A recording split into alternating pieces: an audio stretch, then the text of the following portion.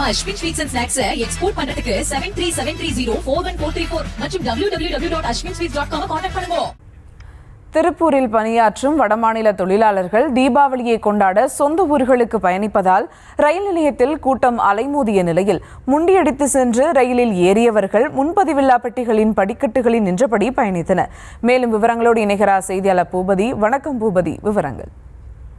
வணக்கம். பின்னலாடை நகரமான திருப்பூரில் சுமார் 20,000க்கும் மேற்பட்ட பின்னலாடை நிறுவனங்கள், அதை சார்ந்த நிறுவனங்களும் செயல்பட்டு வருகின்றன. இதில் சுமார் 20 லட்சத்திற்கும் மேற்பட்ட தொழிலாளர்கள் பணியாற்றி வரும் சூழ்நிலையில் பெரும்பாலானோர் வட மாநிலம் மற்றும் பிற மாவட்டங்களைச் சேர்ந்த தொழிலாளர்களே அதிக அளவில் திருப்பூரில் தங்கி பணியாற்றி வருகின்றனர்.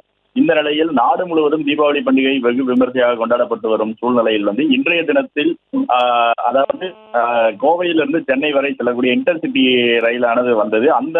அந்த ரயிலில் மிகவும் அளவுக்கு அதிகமான கூட்டத்தில் முன்பதிவல்லாத அந்த பெட்டியில் தொங்கியபடியே இவர்கள் சென்றனர். குறிப்பாக இன்னும் சிறப்பு ரயில்கள் அரசு வழங்கியிருக்க வேண்டும் என்பதே பயணிகளின் பிரதான கோரிக்கையாக உள்ளது. அது மட்டும் இல்லாமல் பேருந்துகளை பொறுத்தவரை திருப்பூரில் உள்ள பழைய பேருந்து நிலையம், கோயில்வழி பேருந்து நிலையம், புதிய பேருந்து நிலையம் உள்ளிட்ட 3 பேருந்து நிலையங்களையும் காவல்துறையினர் அதிக அளவில் பாதுகாப்பு பணியில் போடப்பட்டு வரும் பயணிகளை நீண்ட வரிசையில் நின்று அவர்கள் செல்லும் பகுதிகளுக்கு உரிய முறையில் அந்த பேருந்துகளில் வரிசையாக நின்று அனுப்பி வருகின்றனர்.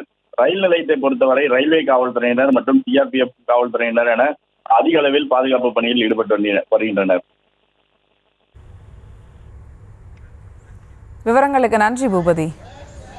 நம்ம Ashwin sweets and snacks export பண்றதுக்கு 7373041434 மற்றும் www.ashwinsweets.com கான்டாக்ட் பண்ணுங்க.